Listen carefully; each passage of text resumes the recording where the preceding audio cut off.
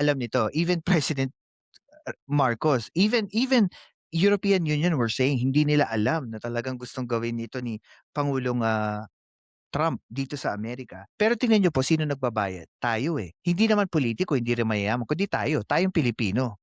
'Di ba, na kumakayod araw-araw. Which is dito sa mundong tayong lahat ay konektado sa isa't isa, ang problema ng ibang bansa, eh, nagiging problema na kaya kapag tumaas ang presyo ng langis, lahat halos tataas, pati blood pressure mo tataas. Kaya ang tanong na lang dito and gusto ko po iwan sa inyo mga listeners, hanggang kailan kaya kakayanin ng Pilipino? And that's the sad reality. Yes, we have a culture na kapagka maliit ang kulambo hindi, ano ba yun? Ano ba yung saying na kapag maikli ang kumot, matutong yun. Pero the question is, hang ah, ah, gaano katagal kakayanin ni Juan at ni Maria yung 'di ba, yun yung question